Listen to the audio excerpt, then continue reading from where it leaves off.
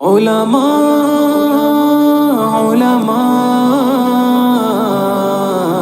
علماء علماء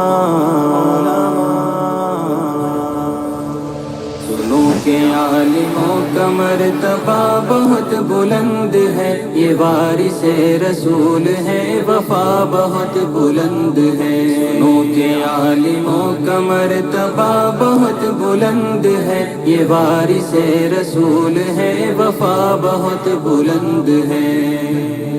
یہ مسجدوں کا نور ہے، یہ قوم کا چراغ ہے، رسول کے ہیں لاڈلے، ہدایتوں کے باغ ہیں۔ یہ مسجدوں کا نور ہے، یہ قوم کا چراغ ہے، رسول کے ہیں لاڈلے، ہدایتوں کے باغ ہیں۔ سے اپنے دین کی صدا بہت بلند ہے، سنو کہ عالموں کا مرتبہ بہت بلند ہے۔ سنو کہ عالموں کا مرتبہ بہت بلند ہے، یہ وارث رسول ہے، وفا بہت بلند ہے۔ سنو کہ عالموں کا مرتبہ بہت بلند ہے، یہ وارث رسول ہے، وفا بہت بلند ہے۔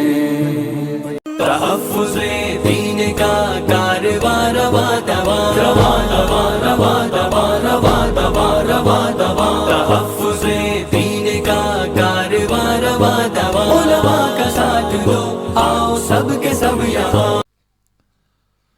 الحمد لله نحمده ونستعينه ونستغفره ونؤمن به ونتوكل عليه ونعوذ بالله من شرور أنفسنا ومن سيئات أعمالنا، من يهده الله فلا مضل له ومن يضلله فلا هادي له، ونشهد أن لا إله إلا الله وحده لا شريك له، ونشهد أن سيدنا ومولانا محمدا عبده ورسوله، أما بعد أعوذ بالله من الشيطان الرجيم، بسم الله الرحمن الرحيم، اقرأ باسم ربك الذي خلق، خلق الإنسان من علق، اقرأ وربك الأكرم الذي علم بالقلم، علم الإنسان ما لم يعلم، وقال الله تبارك وتعالى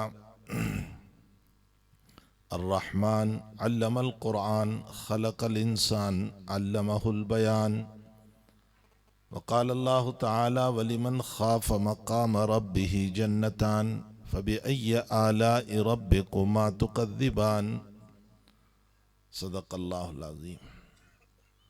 واجب التکریم حضرات علماء کرام، میرے بزرگوں، بھائیوں، دوستوں، عزیزوں، پردہ نشین مائیں، بہنیں اور بیٹیاں، میری سعادت ہے کہ یہاں اس مدرسے کے سالانہ اجلاس میں حق تعالی جل شانہ و من والہ نے شرکت کا موقع عطا فرمایا اور آپ لوگوں نے مجھے یاد کیا۔ اللہ تعالیٰ کی رحمتیں برستی ہے جہاں اس کے قرآن کی تعلیم ہوتی ہے۔ اسید بن حضیر رضی اللہ تعالیٰ عنہ سے متعلق بخاری شریف میں ہے کہ وہ رات میں قرآن کی تلاوت کر رہے تھے اور ان کا بچہ قریب میں سویا ہوا تھا۔ صحابہ کے مکانات ایسے نہیں تھے جیسے ہمارے مکانات ہیں۔ صحابہ بڑی غربت کی زندگی میں تھے،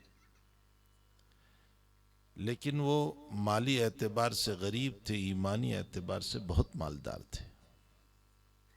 ان کے ایمان کو دنیا کی کوئی طاقت چیلنج نہیں کر سکی۔ وہ جس میدان میں اترے اس میدان میں ایمان ہی ایمان کے پرچم کو لہرا دیا۔ انہوں نے دنیا کے ساتھ کوئی سودا نہیں کیا۔ حقیقت یہ ہے کہ ایک موقع ایسا آیا کہ اہل مکہ کی چاہت، مکہ کے مالداروں کی چاہت یہ ہوئی کہ محمد صلی اللہ علیہ وسلم، ہم تیرے پاس بیٹھنا چاہتے ہیں، لیکن شرط یہ ہے کہ یہ جتنے غریب ہیں نا، بلال ہے، صہیب ہے، سلمان ہیں، یہ سب جو ہیں تیرے پاس نہیں ہونے چاہیے، تو ہم تیرے پاس آئے۔ حضرت کے دل میں تمنا یہ تھی کہ اگر یہ لوگ مسلمان ہو گئے تو مکے میں اسلام اور مکے سے باہر بھی اسلام آ جائے گا، چونکہ ان کا رعب تھا۔ اس لیے دل میں یہ خیال سا گزرا کہ ٹھیک ہے، میں ان لوگوں کو نہیں بلاؤں گا جس وقت آپ آئیں گے۔ یہ خیال سا گزرا اور ایک وقت ایسا آیا کہ جس میں یہ لوگ بیٹھے ہوئے تھے، اور اتنے میں ایک نابینا صحابی تشریف لائے۔ یہ مدینے کی روایت ہے۔ مکے کے اندر ہوا یہ کہ حضرت کے دل پر ایک خیال سا گزرا۔ بعضوں نے کہا ہے کہ یہ مکے ہی کی روایت ہے۔ بہرحال جو بھی ہو، عبداللہ ابن ام مکتوم رضی اللہ تعالیٰ عنہ ان کا نام ہے، وہ تشریف لائے۔ حضرت کی پیشانی پر تھوڑے سے بل آئے کہ یہ مکے کے سردار بیٹھے ہوئے ہیں اور اتنے میں یہ غریب کیوں آ گئے۔ اللہ جل شانہ و من والہ نے محبتانہ انداز میں اپنے نبی کو دانت پلائی۔ تھا تو محبت کا انداز، لیکن اس میں دانت تھی۔ عبس و تولی ان جاءہ الاعمی، تمہاری پیشانی پر بل آیا ایک نابینا آدمی کے آنے سے۔ وما یدریک لعلہ یزکی، تمہیں کیا معلوم کہ آپ کی باتوں سے کون جو ہے اپنے دل کی صفائی کرتا ہے۔ او یذکر، یا کون نصیحت حاصل کرتا ہے۔ فتنفعہ الذکری، آپ کی نصیحت کس کو کام دیتی ہے، آپ کو کیا معلوم۔ اشارہ تھا کہ یہ مالدار جو آئے ہیں نا، آپ کی نصیحت کا فائدہ نہیں ہوگا، یہ اسی نابینا غریب کو آپ کی نصیحت کا فائدہ ہوگا۔ لیکن میں نے بتایا کہ محبتانہ انداز اختیار کیا۔ کیسے؟ عبس و تولی، اللہ یہ بھی دائرے خطاب کا لفظ استعمال کر سکتا تھا، اہل علم جانتے ہیں۔ عبست، یہ بھی تو اللہ کہہ سکتا تھا کہ تیری پیشانی پر بل آیا، لیکن غائبانہ لفظ استعمال کیا، نبی علیہ السلام کو خطاب نہیں فرمایا۔ یہ ایسے ہی ہے جیسا کہ ماں جب ناراض ہو جاتی ہے تو ڈائریکٹ نہیں کہتی بیٹا کھا لے، لیکن بہن سے کہتی ہے اپنے بھائی کو کھلا دے۔ عتاب بھی ہے، محبت بھی ہے۔ حق تعالیٰ جل شانہ و من والہ نے غائب کا لفظ استعمال فرمایا، عبس و تولی، پیشانی پر بل آیا اور منہ پھیر لیا۔ کس نے؟ نام نہیں لیا، خطاب نہیں کیا۔ ان جاءہ الاعمی، لیکن اب کون ہے یہ؟ اللہ کس کو کہہ رہا ہے؟ کہیں کسی کو غلط فہمی نہ ہو جائیں کہ نہ معلوم یہ تو کوئی ہوگا۔ اللہ نے آگے پھر خطاب کا لفظ بول دیا، وما یدریک، اے پیغمبر تمہیں کیا معلوم کہ کون نصیحت حاصل کرے۔ آگے جا کر وضاحت بھی فرما دی۔ اس لیے میں نے کہا کہ انداز خطاب محبتانہ ہے، لیکن اس میں عتاب بھی ہے۔ میں یہ کہہ رہا تھا کہ صحابہ کرام کے مکان چھوٹے چھوٹے تھے، وہ مال کے غریب تھے، ایمان کے بڑے مالدار تھے۔ ان کی مالداری کا حال یہ تھا کہ آپ نے اس آیت کو دیکھ لیا کہ غریب اور نابینا صحابی آئے اور اس پر نبی کی پیشانی پر بل آیا، تو اللہ نے ذرا تنبیہ فرمائی۔ بلکہ ایک دوسری آیت میں ہے کہ جب نبی کے دل میں یہ خیال آیا کہ جب یہ مالدار آئیں مکہ کے تو کسی غریب صحابی کو نہ آنے دو میرے پاس، تو اللہ تعالیٰ نے فوراً آیت اتاری، وَاصْبِرْ نَفْسَكَ مَعَ الَّذِينَ يَدْعُونَ رَبَّهُمْ بِالْغَدَاةِ وَالْعَشِيِّ يُرِيدُونَ وَجْهَهُ وَلَا تَعْدُ عَيْنَاكَ عَنْهُمْ تُرِيدُ زِينَةَ الْحَيَاةِ الدُّنْيَا وَلَا تُطِعْ مَنْ أَغْفَلْنَا قَلْبَهُ عَنْ ذِكْرِنَا وَاتَّبَعَ هَوَاهُ وَكَانَ أَمْرُهُ فُرُطًا۔ وَاصْبِرْ نَفْسَكَ مَعَ الَّذِينَ، اے پیغمبر آپ اپنے آپ کو مالداروں کے ساتھ نہ بٹھائیے، آپ ان غریب صحابہ کے ساتھ اپنے آپ کو رکھیے جو صبح اور شام اخلاص کے ساتھ اللہ کو یاد کرتے ہیں۔ مع الذین، یدعون ربہم بالغداۃ والعشی یریدون وجہہ، اخلاص کے ساتھ اللہ کو یاد کرتے ہیں۔ اگلا لفظ جو ہے نا وَلَا تَعْدُ عَيْنَاكَ عَنْهُمْ، پیغمبر اگر تیری نظر بھی رہے تو اپنے غریب صحابہ پر رہے، مالدار کی دولت پہ نہ رہے۔ اگلا لفظ بڑا سخت ہے، لیکن بہرحال پیغمبر کو کہا ترید زینت الحیات الدنیا، آپ دنیا کی زینت چاہتے ہیں اور ان لوگوں کو بٹھانا چاہتے ہیں جن کے قلوب اللہ کی یادوں سے غافل ہے۔ وَلَا تُطِعْ مَنْ أَغْفَلْنَا قَلْبَهُ عَنْ ذِكْرِنَا وَاتَّبَعَ هَوَاهُ، اپنی خواہشات کی پیروی کی، وَكَانَ أَمْرُهُ فُرُطًا، ان کے معاملات حد سے نکلے ہوئے۔ اللہ کو تواضع پسند ہے، عاجزی پسند ہے، انکساری پسند ہے، جھکاؤ پسند ہے۔ انا عند منکسرۃ القلوب فرمایا، میں ٹوٹے ہوئے دلوں کے پاس رہتا ہوں۔ اللہ کہتا ہے، حدیث قدسی ہے، میں ٹوٹے ہوئے دلوں کے پاس رہتا ہوں۔ اور جو کبر، تکبر، بڑائی، شان، تو حدیث شریف میں فرمایا الکبریاء ردائی، تکبر مجھے زیب دیتا ہے۔ وہ انسان کیا تکبر کرے جس کا پیشاب بند ہو جائے تو پریشان ہو جائے، وہ کیا تکبر کرے جس کو بخار آ جائے تو بے چین ہو جائے، وہ کیا تکبر کرے جس کو درد سر ہو جائے تو رات کی نیند حرام ہو جائے، وہ کیا تکبر کرے جس کو ذرا سی بے چینی آ جائے تو کئی دنوں تک رات اور دن کی چین اور سکون اس کا ختم ہو جائے، وہ کیا تکبر کرے۔ تکبر اس کو زیب دیتا ہے جہاں صحت ہی صحت، بیماری کا نام نہیں، جہاں حیات ہی حیات، موت کا نام نہیں، جہاں ساری کائنات کے خزانے اس کے پاس ہے۔ حدیث قدسی میں فرمایا جب سے کائنات بنائی میں خرچ کر رہا ہوں اور برابر خرچ کرتا رہوں گا، لیکن میرے خزانے میں اتنی بھی کمی نہیں ہوگی جتنی کہ سوئی سمندر میں ڈالو اور اس کو نکالو، اس کے ساتھ جتنا پانی ہوتا ہے میرے خزانے میں اتنی بھی کمی نہیں ہوگی۔ تکبر اس کو زیب دیتا ہے۔ الکبریاء ردائی، تکبر میری چادر ہے اور جو میری چادر کو کھینچے گا فرمایا میں اس کو جہنم میں داخل کروں گا۔ ایک حدیث میں فرمایا جناب نبی کریم صلی اللہ علیہ وسلم نے لا ينظر اللہ تعالی الی من جر ازارہ بالخیلاء، جس نے اپنی پینٹ، اپنی لنگی، اپنی تہبند، اپنا جبہ تخنوں سے نیچے لٹکایا تکبر کی وجہ سے کہ مجھے کون منع کرنے والا ہے، میری شان ہے، تکبر کے ساتھ لٹکایا، فرمایا اللہ قیامت کے دن شفقت کی نظر سے نہیں دیکھے گا۔ ابو داؤد شریف کی روایت ہے کہ ایک آدمی بنی اسرائیل میں غرور اور تکبر کے ساتھ اترا کر چل رہا تھا اور اس کا پینٹ اور پجامہ جو زمانے کا رواج ہوگا پہننے کا وہ تخنوں سے نیچے تھا۔ اللہ نے زمین فاری اور اس کو زمین میں اتار دیا، اور حدیث میں ہے وہ قیامت تک زمین میں دھستا رہے گا۔ تو اللہ کو تکبر پسند نہیں، تواضع پسند ہے، عاجزی پسند ہے۔ تو صحابہ جو ہیں وہ مال کے غریب تھے، ایمان کے بڑے مالدار تھے۔ ان کی ایمان کی مالداری کا عالم یہ ہے کہ مجھے اور آپ کو قیامت میں جب جائیں گے اور اللہ اپنے فضل سے جنت ہم سب کو نصیب فرما دے۔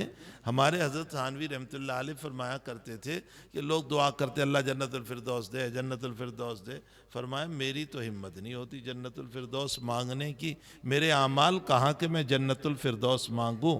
حضرت اقدس تھانوی حکیم الامت تھے، فرماتے ہیں اتباع روایت میں، چونکہ نبی نے کہا ہے کہ جنت الفردوس مانگو، میں اتباع روایت میں جنت الفردوس اللہ سے مانگتا ہوں، ورنہ اگر جوتے نکالنے کی جگہ پر بھی اللہ مجھے جگہ دے دے تو غنیمت ہوگا۔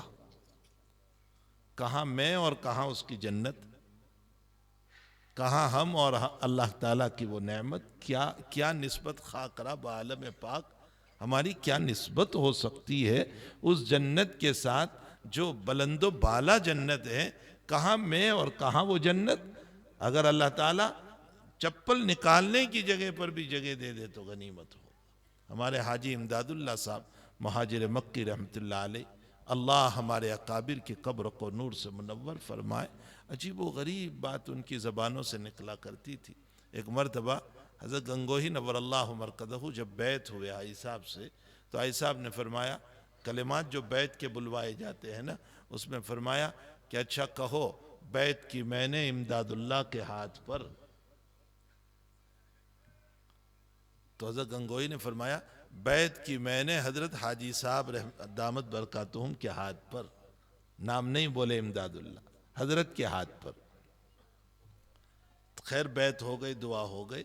اس کے بعد فرمایا کہ ہم نے تو کہا تھا امداد اللہ کے ہاتھ پر بیعت کی، آپ نے اپنا حضرت وزرت کے الفاظ برا دیے۔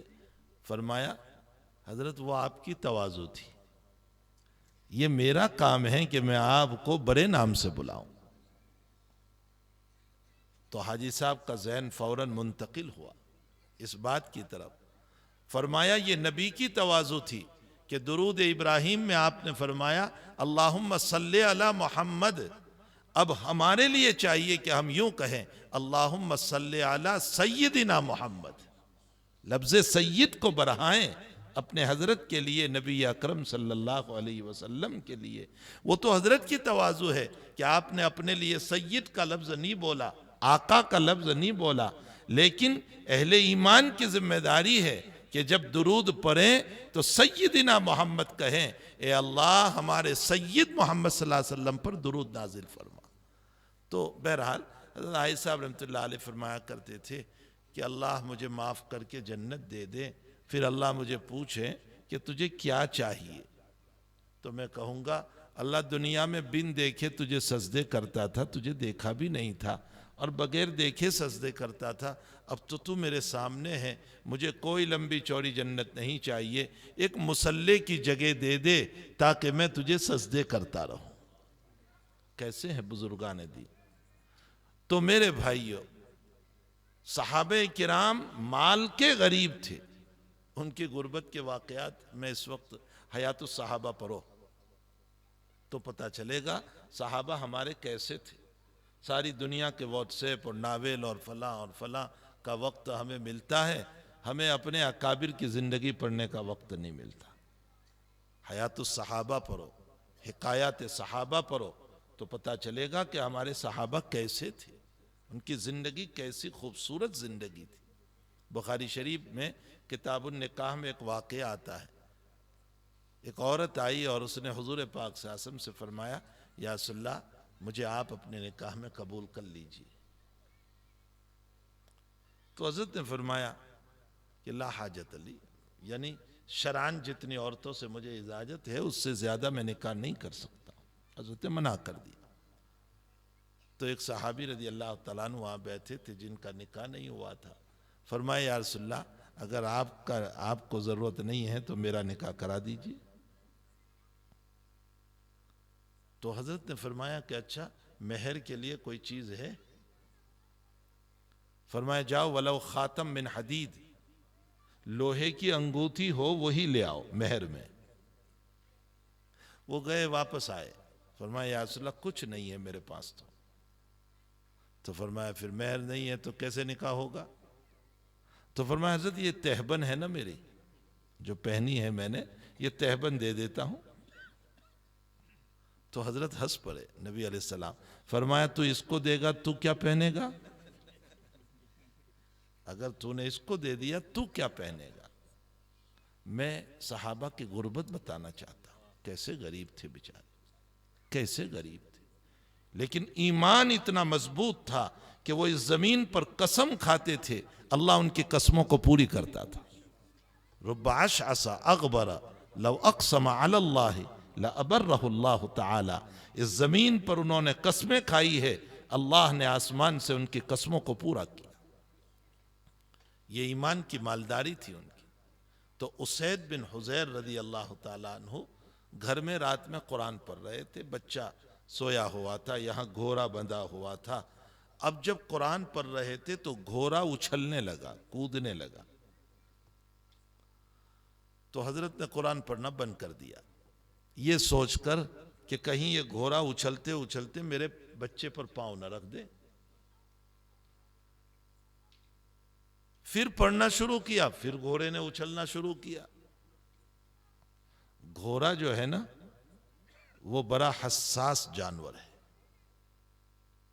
جانوروں میں حیات الحیوان میں علامہ دمیری رحمۃ اللہ علیہ نے لکھا ہے کہ یہ بڑا حساس جانور ہے، بہت حساس جانور ہے، بلکہ لکھا ہے کہ تمام جانوروں میں سب سے زیادہ عقل اللہ نے گھوڑوں میں رکھی۔ اسی لیے قرآن کریم میں 30ویں پارے میں حق تعالیٰ جل شانہ نے ہماری ناشکریوں کو بیان کرنے کے لیے گھوڑوں کی مثال دی۔ ارے دنیا بھی گھوڑوں کی مثال دیتی ہے، اس کی طاقت کی مثال۔ بعض مشینیں ہوتی ہیں نا تو کہتے ہیں یہ 50 ہارس پاور ہے، ہارس گھوڑے کو کہتے ہیں، یہ 70 ہارس پاور کا مشین ہے، یعنی 70 گھوڑے کی جتنی طاقت ہوتی ہے اتنی طاقت اس مشین کی ہے۔ تو دنیا والے بھی گھوڑوں ہی سے مثال دیتے ہیں، گدھوں سے کوئی مثال نہیں دیتا۔ تو گھوڑے جو ہے نا بڑے حساس جانور ہیں۔ قرآن کریم میں اللہ تعالیٰ نے میری اور آپ کی ناشکری جب بیان کی نا تو گھوڑوں کی مثال دی۔ وَالْعَادِيَاتِ ضَبْحًا فَالْمُورِيَاتِ قَدْحًا فَالْمُغِيرَاتِ صُبْحًا فَأَثَرْنَ بِهِ نَقْعًا فَوَسَطْنَ بِهِ جَمْعًا إِنَّ الْإِنسَانَ لِرَبِّهِ لَقَنُودٌ۔ دوڑنے والے گھوڑوں کی قسم، اللہ گھوڑوں کی قسم کھا رہا ہے، دوڑنے والے گھوڑوں کی قسم۔ اور جب وہ دوڑنے لگے تو ان کے پاؤں کے نیچے سے اڑنے والی راکھ کی قسم۔ دیکھو قرآن کی فصاحت و بلاغت۔ اور گھوڑوں کے پاؤں کے نیچے لوہا ہوتا ہے، لوہا لگاتے ہیں، جب وہ لوہا اس کے دوڑنے کے موقع پر پتھر سے ٹکرائے تو اڑنے والی آگ کی قسم۔ اللہ قسمیں کھا رہا ہے۔ اور پھر اس کے بعد اللہ کہہ رہا ہے ان الانسان لربہ لکنود، بے شک انسان اپنے رب کا بڑا ہی ناشکرا ہے۔ بے شک انسان، آپ عربی نہیں جانتے اس لیے اس کلام کا ثقل اور وزن آپ کو نہیں پتا چلے گا کہ اللہ نے اس کلام میں اور اس آیت میں کتنا زور دے کر کے بیان کیا ہے۔ ان استعمال کیا حرف مشبہ بالفعل، جملہ اسمیہ لے آئے، لربہ لکنود میں لام تاکید کا اور کنود مبالغہ کا صیغہ لے آئے۔ اگر ترجمہ کیا جائے تو مطلب ہوگا یہ انسان اپنے رب کا بڑا ہی ناشکرا ہے۔ فخر رازی رحمت اللہ علیہ نے اس پر سوال کیا کہ اللہ ہم تو بڑے لوگ ہیں، انسان تو اشرف المخلوقات ہے، ساری مخلوق میں سب سے ٹاپ لیول کی، اعلیٰ درجے کی، تو بھلا ٹاپ لیول کی ناشکری تجھے بیان کرنا تھا تو فرشتوں کی قسم کھا لیتا، تیری ذات کی قسم کھا لیتا، تو نے جانوروں کی قسم کھائی، گھوڑوں کی جو ہم سے نیچے درجے پر ہے، جو ادنا ہے ہم سے، تو نے اس کی قسم کھائی۔ فخر رازی اس سوال کا جواب دیتے ہیں، فرمایا گھوڑا اپنے مالک کا بڑا وفادار جانور ہے۔ اس کی وفاداری کا عالم یہ ہے کہ یہ رات میں کھڑا ہو اور مالک کے چلنے کی آواز آئے تو یہ پھر سہم کر کھڑا ہو جاتا ہے کہ شاید میرے مالک کو میری ضرورت پڑی ہو اور میں سست کھڑا رہوں، وفاداری کے خلاف ہے۔ یہ تیز رفتار گھوڑا چل رہا ہے، مالک اس پر بیٹھا ہوا ہے، اچانک کوئی ضرورت پڑی، زور سے رسی اور لگام کھینچتا ہے، اس کو خون بھی نکل آتا ہے، چونکہ لوہا ہوتا ہے تو اس کو خون نکل آتا ہے، لیکن جب وہ کھڑا ہوتا ہے تو اس انداز سے کھڑا ہوتا ہے کہ اگلے پاؤں کو چوڑے کر دیتا ہے کہ میرا مالک گر نہ جائے۔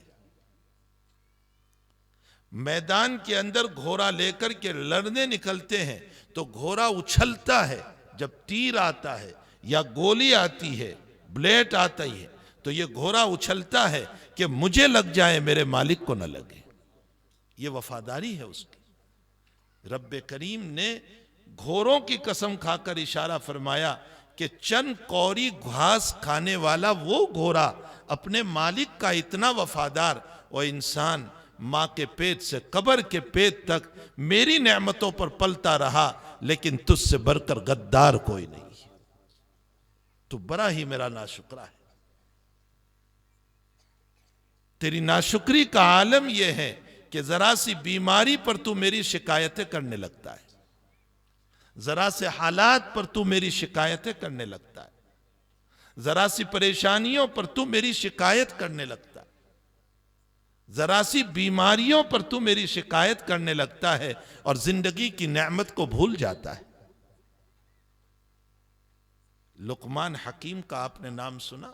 وہ ایک اللہ والے تھے، کوئی نبی نہیں تھے، وہ اللہ والے تھے داؤد علیہ السلام کے زمانے میں، بعضوں نے اور بھی باتیں لکھی ہیں۔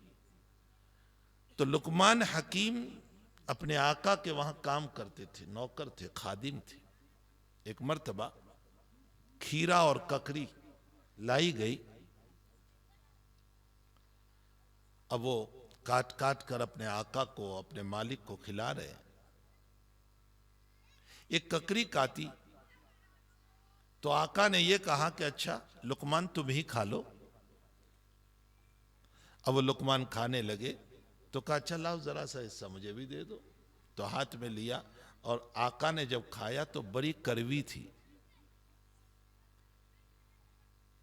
تو آقا نے کہا کہ لقمان اتنی کڑوی اور تو پوری ککری اور پورا کھیرا کھا گیا اور تیری پیشانی پر بل بھی نہیں آیا۔ لقمان کا جواب ہم سب کے لیے ہے، فرمایا ساری زندگی میٹھی نعمتیں آپ کے ہاتھ سے کھائی ہے، اگر ذرا سی کڑوی چیز مل گئی تو کیا شکایت کروں میں؟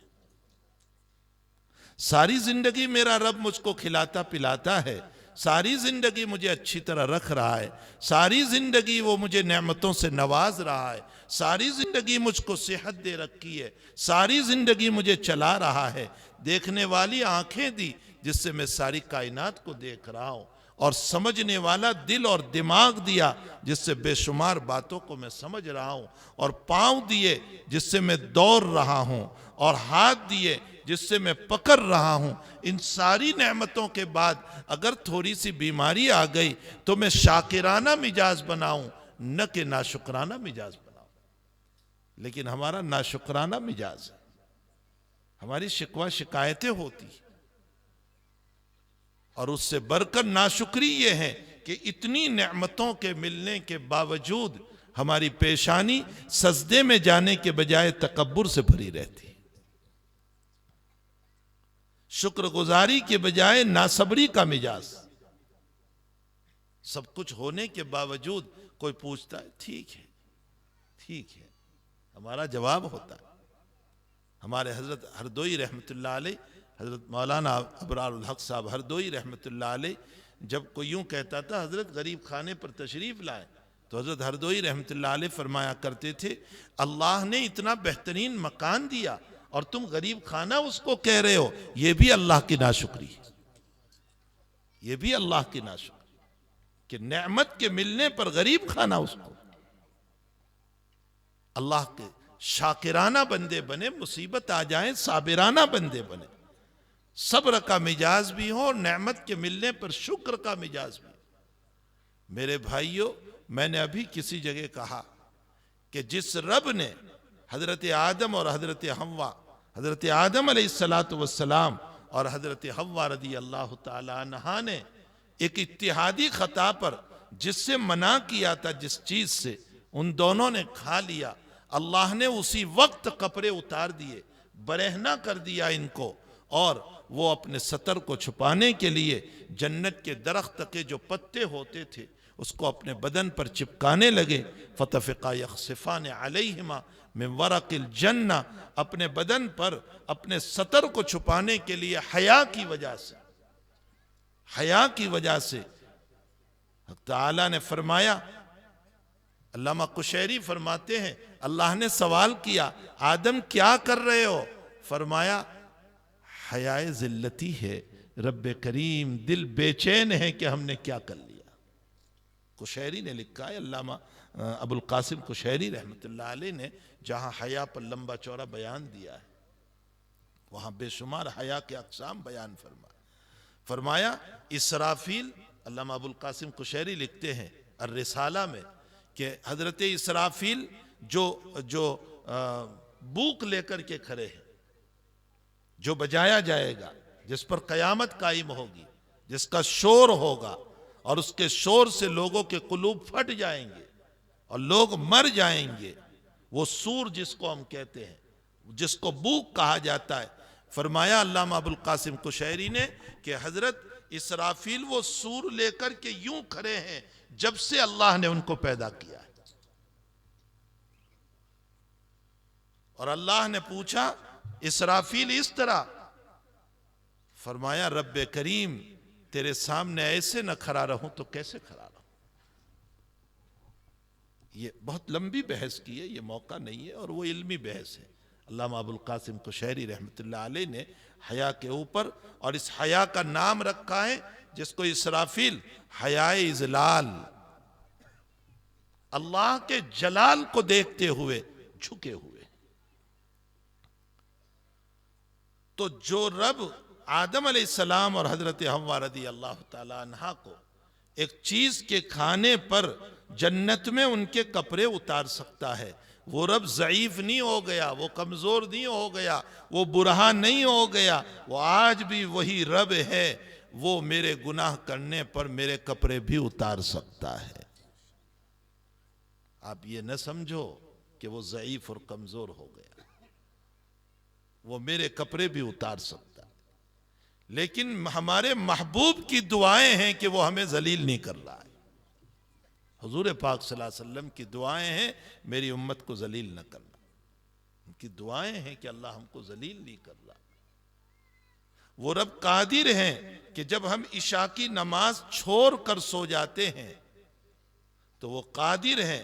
جس رب نے بنی اسرائیل کے بستر کو جوں سے بھر دیا تھا، اور جس رب نے بنی اسرائیل کے بستروں کو میدک سے بھر دیا تھا، اور جس رب نے بنی اسرائیل کے بستروں کو خون سے بھر دیا تھا، وہ رب قادر ہے عشاء کی نماز چھوڑ کر سونے والے کو کہ اس کا بستر اللہ سانپ اور بچھو سے بھر دے.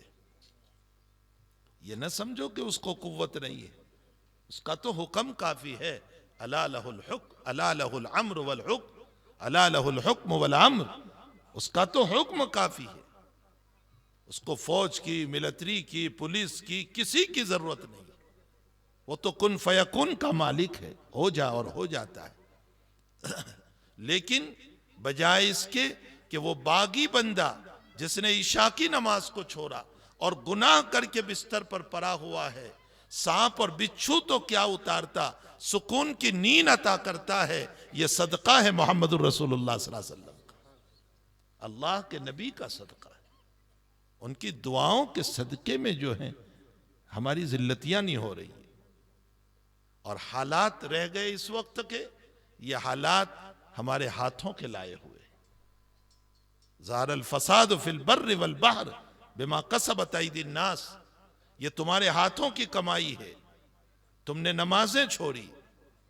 اللہ ہم کو کہتا ہے ہم سب کو، تم نے نمازیں چھوڑی، تم نے حیا چھوڑی، تم نے عفت و عصمت کو بالائے طاق رکھا، تم نے حلال اور حرام کی تمیز کو ختم کی، تم نے سود کھا کر مجھ سے پنجہ لڑایا اور میرے مقابلے پر تم اترے، تم نے ناحق کا مال کھا کر اپنے گھر کو آباد کیا، تم نے بہنوں کی میراث دبا کر اپنے گھروں کو اور اپنے بچوں کی زندگیوں کو تم نے آباد کیا.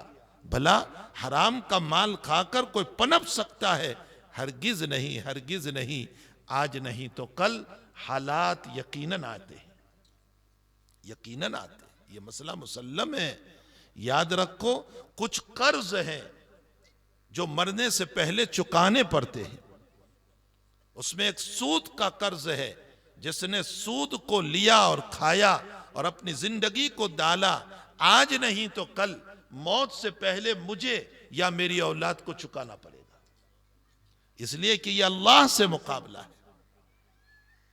جس نے ماں باپ کو ستایا، یہ قرض ہے.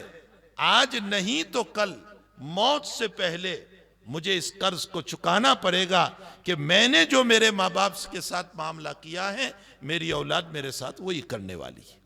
یہ قرض ہے جو ہمیں ادا کرنا ہوگا. تو میرے بھائیوں، میں تو یہ کہہ رہا تھا کہ اسید بن حضیر رضی اللہ تعالیٰ عنہ نے پھر قرآن شروع کیا تو وہ گھوڑا پھر اچھلنے لگا، آپ نے قرآن پڑھنا بند کر دیا۔ صبح کو یہ واقعہ نبی کریم صلی اللہ تعالیٰ علیہ وسلم کے سامنے ذکر فرمایا۔ اللہ کے حبیب نے فرمایا سکینت اتر رہی تھی جس میں ملائکہ تھے، اور اسی کو دیکھ کر گھوڑا خوشی کی وجہ سے کود رہا تھا، اگر تو پڑھتا رہتا تو وہ فرشتے تیرا مصافحہ کر لیتے۔ یہ ہے قرآن، اس کو ہے قرآن کہتے ہیں۔ یہ وہ قرآن ہے جو جناب نبی کریم صلی اللہ تعالی علیہ وسلم پر 23 سالہ زندگی میں 24,000 مرتبہ جبریل امین وحی کی شکل میں لے کر کے آئے۔ آپ فرماتے ہیں کہ وحی کا نزول 2 طرح پر ہوا۔ ایک نزول تو فرشتہ نظر نہیں آتا تھا اور براہ راست اور ڈائریکٹ میرے قلب کے اوپر اترتا تھا۔ فرمایا یہ وحی میرے لیے بڑی سخت ہوتی تھی، اس لیے کہ جب قلب پر فرشتہ آتا تھا تو اس موقع پر مجھے اس وحی کو اخذ کرنا اور لینا تو مجھے صفات بشریت کو چھوڑ کر صفات ملکوتیت میں جانا پڑتا تھا، یعنی انسانیت سے نکل کر ملائکہ کے اندر جانا پڑتا تھا۔ فرمایا اس میں مجھے بڑی تکلیف ہوتی تھی، اشد علیہ۔ اور عموماً جو وحی آتی تھی اس کی شکل یہ تھی کہ جبریل امین انسانی شکل میں آتے تھے، اور اکثر دہیہ قلبی رضی اللہ تعالیٰ عنہ کی شکل میں آتے تھے اور سامنے پڑھتے تھے اور اللہ کے نبی سنتے جاتے تھے۔ شروع میں جب وحی کا نزول ہوتا تھا اور جبریل پڑھتے تھے تو حضرت بھی ساتھ ساتھ پڑھتے تھے، اور وہ اس لیے پڑھتے تھے کہ کوئی لفظ رہ نہ جائے۔ تو اللہ نے آیت اتاری لا تحرک به لسانک لتعجل بی ان علینا جمعہ وقرآنا فاذا قرعناہ فاتبع قرآنا ثم ان علینا بیانا۔ فرمایا پیغمبر جب جبریل پڑھے تو آپ ساتھ نہ پڑھیے، لا تحرک به لسانک لتعجل بی، جلدی وحی لینے کے لیے، ان علینا جمعہ وقرآنا، ہمارے ذمے ہے تمہارے سینے میں قرآن اتار دینا۔ جو رب بغیر پڑھے محمد الرسول اللہ صلی اللہ علیہ وسلم کے قلب پر قرآن کو جما دیا، وہی رب اس امت کے معصوم بچوں پر ذرا سا رت لینے سے قیامت تک قرآن کو محفوظ کر دیتا ہے۔ اِنَّا نَحْنُ نَزَّلْنَا الذِّكْرَ وَإِنَّا لَهُ لَحَافِظُونَ، ہم ہی نے اتارا، ہم ہی حفاظت کریں گے۔ بالفرض والتقدیر اس وقت سارے دشمنان اسلام ساری دنیا کے قرآن کو لے کر کے جلا دے اور ختم کر دیں اور سمندر میں ڈال دیں، انشاءاللہ تعالی 2 دن نہیں گزریں گے کہ یہ معصوم بچے اس قرآن کو پھر وجود میں لے آئیں گے۔ کیوں؟ اس لیے کہ اس کی حفاظت کی ذمہ داری انسان کے ہاتھ میں نہیں، اللہ کے ہاتھ میں۔ میں ابھی احمد آباد جلسے میں گیا تھا، ہمارے وہاں 5-7 دن ہوئے، تحفیظ کا جلسہ تھا، قریباً 12-15 بچے حافظ قرآن ہوئے۔ اس میں اعلان ہوا کہ 3 بچے بڑے عجیب و غریب ہیں، ایک بچے نے 152 دن میں قرآن حفظ کر لیا۔ 152 دن 5 مہینے یا 5.5 مہینے ہوئے۔ ایک بچے نے 6 مہینے میں حفظ کیا اور ایک بچے نے 7 مہینے میں حفظ کیا۔ ایک بات تو یہ ہوئی۔ دوسری بات یہ ہوئی کہ ان تینوں بچوں نے ایک ایک نشست میں صبح سے شام تک حفظاً پورا قرآن سنایا، اور کسی کی 4 غلطی ہوئی، کسی کی 5 غلطی ہوئی، کسی کی 6 غلطی ہوئی۔ اِنَّا نَحْنُ نَزَّلْنَا الذِّكْرَ وَإِنَّا لَهُ لَحَافِظُونَ، اللہ کہتا ہے ہم ہی نے اتارا ہے، ہم ہی اس کی حفاظت کریں گے۔ اس لیے سارے قرآن کو اگر بالفرض یہ دنیا کے دشمن جلا بھی دیں، سینوں میں اترا ہوا قرآن کوئی نہیں ختم کر سکتا۔ یہ قیامت تک رہنے والا ہے، یہ قرآن جو ہے قیامت تک باقی رہنے والا ہے۔ یہ معجزہ ہے محمد الرسول اللہ صلی اللہ علیہ وسلم کا۔ دنیا میں کوئی کتاب اتنی نہیں پڑھی جاتی جتنا قرآن پڑھا جاتا ہے۔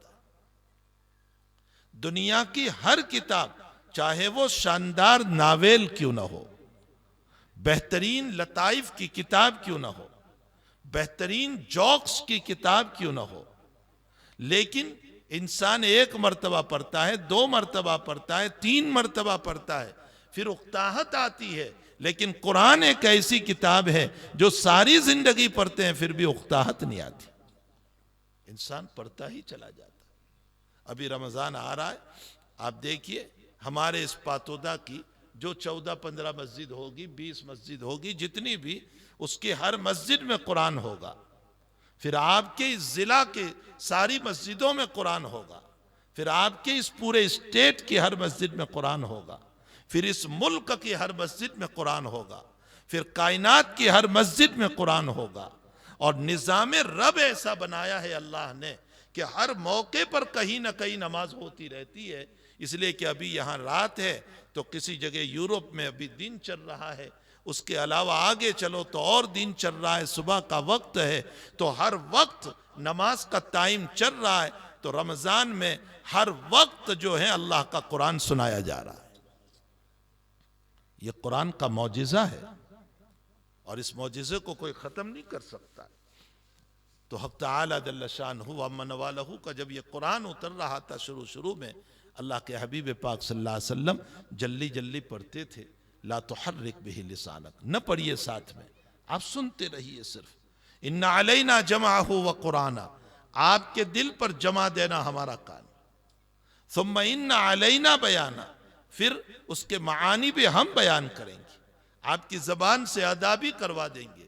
اور عجیب و غریب ربط علامہ شاشی رحمۃ اللہ علیہ نے پیش کیا کہ اس سے پہلے اللہ تعالیٰ نے قیامت کا بیان کیا ہے، اس سے پہلے تعالیٰ نے قیامت کا بیان کر کے یوں کہا کہ کیا آیت ہے، بصیرہ وَلَوْ أَلْقَى مَعَاذِيرًا، اس سے پہلے جو ہے کہ قیامت کے دن جو ہے بندے کو نامہ اعمال پیش کیا جائے گا اور وہ اپنے نامہ اعمال کو بہت دیکھنے والا ہوگا، بصیرہ، بہت بل الانسان علی نفسہ بصیرہ وَلَوْ أَلْقَى مَعَاذِيرًا۔ اس کے بعد یہ قرآن کا بیان لے آئے لا تحرک بہ لسانک، دونوں میں کیا مناسبت ہے؟ حضرات محدثین و مفسرین نے 17 مناسبتیں پیش کی ہے، اس لیے کہ شیعہ لوگ کہتے ہیں کہ یہاں بیچ میں گڑبڑی ہو گئی ہے، کچھ حذف ہو گیا، اور یہ حذف عثمان نے کیا ہے، الیاذ باللہ ثم الیاذ باللہ، کا عثمان نے گڑبڑی کی ہے قرآن کے اندر۔ اس لیے اصلی قرآن یہ اہل سنت والجماعت کے پاس نہیں ہے، اصلی قرآن تو ہم شیعوں کے پاس ہے جو علی کو نبی نے دیا تھا۔ یہ سب من گھڑت کہانی، کچھ بھی قرآن کریم کے اندر جو ہے حذف نہیں ہوا ہے۔ اور اسی اشکال کو حل کرنے کے لیے امام بخاری رضی اللہ تعالیٰ عنہ نے باب قائم فرمایا کہ حضرت علی رضی اللہ تعالیٰ عنہ کو سوال کیا جا رہا ہے کہ حضرت کیا اس موجودہ قرآن کے علاوہ جو ہمارے پاس ہے آپ کے پاس کوئی اور بھی قرآن ہے؟ حضرت نے فرمایا لا الا ما بین الدفتین، فرمایا میرے پاس کوئی قرآن نہیں، لیکن جو 2 پتھوں کے بیچ میں تمہارے پاس ہے وہی علی کے پاس بھی ہے۔ یہ اسی لیے بیان فرمایا تاکہ یہ من گھڑت باتیں کرنے والوں کی زبان کو جواب دیا جائے۔ تو مناسبات کہ اس لا تحرک بہ لسانک سے پہلے قیامت کا بیان، اور پھر اس کے بعد وہی قیامت کا بیان، کلا بل تحبون العاجلہ وتذرون الآخرہ، پھر قیامت کا بیان شروع ہو گیا۔ کیا مناسبت ہے یہاں؟ پہلے بھی قیامت، بعد میں بھی قیامت، اور بیچ میں لا تحرک بہ لسانک۔ یہ تو ایک علمی بات ہے، میں نیچے اتر کے سمجھا رہا ہوں تاکہ کھوپڑی شریف میں کچھ اترے۔ حضرات اکابر نے، محدثین و مفسرین نے 16-17 معانی اور مناسبات یہاں بیان فرمائی ہے۔ میں ایک مناسبت علامہ شاشی رحمۃ اللہ علیہ کی پیش کروں۔ قیامت کے دن جب انسان کو نامہ اعمال دیا جائے گا تو وہ اپنے گناہوں کو چھپانے کے لیے جلدی جلدی نامہ اعمال کو پڑھنا شروع کرے گا، تو اللہ تعالیٰ فرماتے ہیں لا تحرک بہ لسانک، فوراً لے آئے اور فرمایا اے جلدی جلدی نامہ اعمال کو پڑھ کر گناہوں کے چھپانے والے، اس طرح گناہ نہیں چھپ سکتے، تجھے معلوم نہیں ہے بے پرہے میں نے محمد الرسول اللہ پر قرآن جمع دیا تھا، تو ان گناہوں کو جمانا تو میرے لیے بہت آسان ہے۔ یہ علامہ شاشی نے مناسبت پیش فرمائی۔ تو حقیقت یہ ہے کہ شروع میں نبی علیہ السلام ساتھ ساتھ پڑھتے تھے، اللہ تعالیٰ نے منع کر دیا، اس کے بعد حضور پاک صلی اللہ علیہ وسلم خاموش رہتے تھے. لیکن جب پہلی وحی اتری ہے اور جبریل امین جب تشریف لائے غار حرا کے اندر اور آپ سے فرمایا اقرا پڑھو، آپ نے فرمایا ما انا بقاری، میں پڑھا ہوا نہیں ہوں. بہت زوروں سے دبایا. حضرت فرماتے میری طاقت کی انتہا ہو گئی، میری طاقت کی انتہا ہو گئی. نبی کی طاقت سب سے زیادہ ہوتی ہے. حضرت انس رضی اللہ تعالیٰ عنہ سے پوچھا گیا کہ نبی علیہ السلام اپنی 9 بیویوں پر ایک رات میں دورہ فرماتے تھے. تو بخاری شریف میں ہے حضرت انس سے پوچھا گیا کیا اتنی طاقت تھی؟ تو حضرت انس نے جواب دیا کہ ہم صحابہ باتیں کیا کرتے تھے کہ نبی کو 30 مردوں کی طاقت تھی، اور بعض روایتوں میں ہے کہ 30 جنتی مردوں کی طاقت تھی، اور جنت میں ایک مرد کو 100 مردوں کی طاقت. اس کا مطلب حضور پاک صلی اللہ علیہ وسلم کو 3000 مردوں کی طاقت تھی. اور اس پر میں ایک بات ذکر کروں، یہ جو ہمارے آقا پر اشکال کرتے ہیں اور خواہش پرست خواہش پرست خواہش پرست کہتے رہتے ہیں، ہم ان کو جواب دینا چاہتے ہیں کہ جس کو چلو دنیا ہی کے 30 آدمی مان لو، یہاں 2 آدمیوں کی طاقت ہوتی ہے تو آپے سے باہر ہو کر فسق و فجور میں چلا جاتا ہے. وہاں 30 مردوں کی طاقت تھی آقا صلی اللہ علیہ وسلم کو.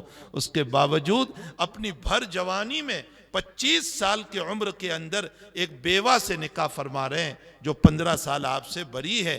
40 سال کی عمر والی عورت سے نکاح کر رہے ہیں، اور جب تک وہ زندہ رہی آپ نے دوسرا نکاح نہیں فرمایا. اور جب خدیجۃ الکبریٰ کا انتقال ہوا تو آقا صلی اللہ علیہ وسلم کی عمر گرامی 51 سال کی ہو چکی تھی. جو 25 سال سے لے کر 51 سال تک آپ سے بڑی عمر کی 15 سال بڑی عمر کی عورت کے ساتھ اکیلے زندگی گزارتا ہے، اور جس کی آنکھ کسی اور پر نہیں اٹھتی، وہ خواہش پرست کیسے ہو سکتا ہے؟ وہ کیسے خواہش پرست ہو سکتا ہے؟ اور خدیجہ کے نکاح انتقال کے بعد بھی کوئی خوبصورت عورت سے آپ نے یا کوئی جوان عورت سے آپ نے نکاح نہیں فرمایا. پھر بڑی عمر کی ایک عورت سے نکاح فرمایا جو دوسری بیوی آپ کی ہے حضرت سودا رضی اللہ تعالیٰ عنہ. اور اس بڑی عمر کی عورت سے اس لیے نکاح کیا کہ آپ کی بچیاں تھیں اور ان بچیوں کی تربیت کی ضرورت تھی. حضرت نے سوچا کہ میں اگر کسی جوان عورت سے نکاح کروں گا میری بچیوں کی تربیت نہیں ہوگی. آپ نے اپنی بچیوں کی تربیت کے خاطر بڑی عورت سے نکاح فرمایا جن کا نام سودا رضی اللہ تعالیٰ. یہ سارے نکاح تو اس عمر کے ہیں جس عمر کے اندر آپ بڑھاپے میں جا چکا تھے. اور اہل مکہ نے آپ پر سب کچھ کہا، آپ کو مجنون کہا، شاعر کہا، پاگل کہا، جادوگر کہا، سب کچھ کہا. لیکن ایک مکہ کی تاریخی روایت کو اٹھا کر کے بھی آپ لے آئیں جس میں آپ کی عفت پر کسی نے انگلی رکھی ہو، آپ کی عصمت پر کسی نے انگلی رکھی ہو، آپ کی پاک دامنی پر کسی نے انگلی رکھی ہو. آقا صلی اللہ علیہ وسلم کی عفت و عصمت اور پاک دامنی پر، وہ عفت و عصمت پر تو کیا انگلی رکھتے، آپ کی نگاہ کے اٹھانے پر بھی کسی نے انگلی نہیں رکھی. کہ آپ نے کبھی نگاہ اٹھائی ہو کسی کے اوپر؟ وہ مقدس ہستی، وہ پاکیزہ ہستی جن کو اللہ نے 30 مردوں کی طاقت عطا فرمائی تھی، وہ ایک بیوہ عورت کے ساتھ اپنی زندگی کو گزار رہا ہے اور اپنی زندگی کو پوری کر رہا ہے. تو بہرحال اللہ کے حبیب پاک صلی اللہ علیہ وسلم جو ہیں غار حرا میں ہیں اور جبریل تشریف لائے، فرمائے اقرا پڑھیے. آپ نے فرمایا ما انا بقاری، میں پڑھا ہوا نہیں ہوں. زوروں سے دبایا، فرمایا میری طاقت کی انتہا ہو گئی. پھر چھوڑا، فرمایا پڑھو، فرمایا ما انا بقاری. پھر دبایا، 3 مرتبہ دبایا. تو بھائی بعد میں تیسری مرتبہ کے بعد جب اقرا بسم پڑھایا تو پہلی مرتبہ میں بھی تو پڑھا سکتے تھے. یہ بار بار کیوں دبایا؟ کیا ضرورت پڑی تھی؟ بڑی حکمتیں ہیں اس کے اندر.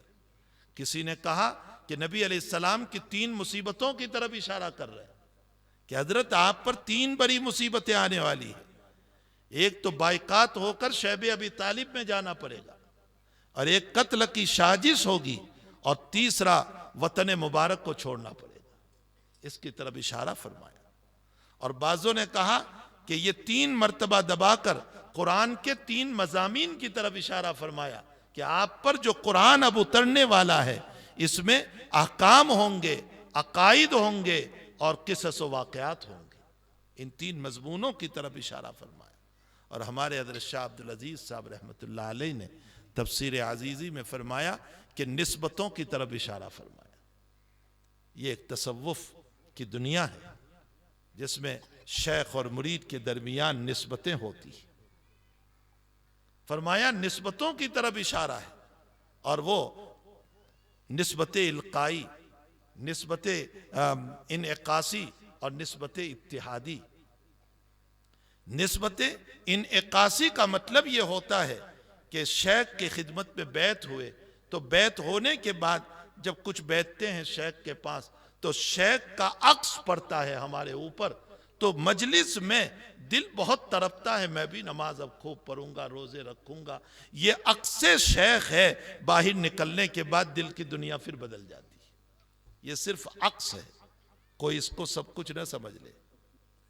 لیکن جب بار بار کی حاضری اور شیخ کی ریاضت و توجہات تو پھر القائی نسبت ہو جاتی ہے، اور القائی کا معنی اب دل کل اللہ کی طرف چلنے لگتا ہے، اور اخیر میں نسبت اتحادی حاصل ہوتی ہے۔ نسبت اتحادی کا مطلب ہر وقت شیخ کے ساتھ جب رہتے ہیں تو نتیجہ یہ ہوتا ہے من تو شدم تو من شدی، میں تو ہو گیا تو میں ہو گیا۔ یہ شیخ اور مرید کے درمیان ہوتا ہے۔ شاہ عبدالعزیز صاحب فرماتے ہیں کہ پہلی مرتبہ دبا کر نسبت انعکاسی عطا فرمائی، دوسری مرتبہ دبا کر نسبت القائی عطا فرمائی، لیکن آپ کو بشریت سے ملکوتیت میں لانا ہے، فرشتوں کے صفات پر لانا ہے تاکہ آپ اچھی طرح وہی جبریل سے لے سکے۔ اس لیے تیسری مرتبہ دبایا، نسبت اتحادی ہو گئی، من تو شدم تو من شدی کا معاملہ ہو گیا، اور آپ صفات ملکوتیت پر پہنچ گئے۔ اور جب آپ صفت ملکوتیت پر پہنچے تو فرمایا اقرا بسم ربک الذی خلق، خلق الانسان من علق، اقرا وربک الاکرم۔ میرے بھائیو، اس پہلی وحی میں اللہ نے یہ بھی نہیں فرمایا اعبد، عبادت کرے محمد، یہ نہیں فرمایا صلی، نماز پڑھے محمد، یہ نہیں فرمایا۔ اگر فرمایا تو یہ کہا اقرا، پڑھو۔ معلوم ہوتا ہے عبادات کی صحت علم پر موقوف ہے، نماز کی صحت علم پر موقوف ہے، اخلاق کی صحت علم پر موقوف ہے، ساری زندگی کی صحت یہ علم پر موقوف ہے۔ علم نہیں تو جہالت ہے، علم نہیں تو شرک ہے، علم نہیں تو بدعت ہے، علم نہیں تو بد اخلاقی ہے، علم نہیں تو ماردھار ہے، علم نہیں تو دنیا کے ساتھ دشمنیاں ہیں۔ اگر علم ہے تو سب کچھ ہے۔ پہلے علم پڑھو تاکہ ساری چیزیں تمہیں نصیب ہو جائیں۔ اس لیے پہلے علم، اقرا۔ لیکن جب پڑھو گے تو یاد رکھو غرور کے ساتھ نہیں، تکبر کے ساتھ نہیں، اور اپنی شان کے ساتھ نہیں، برائی کے ساتھ نہیں، اپنے رب کے نام کے ساتھ پڑھو۔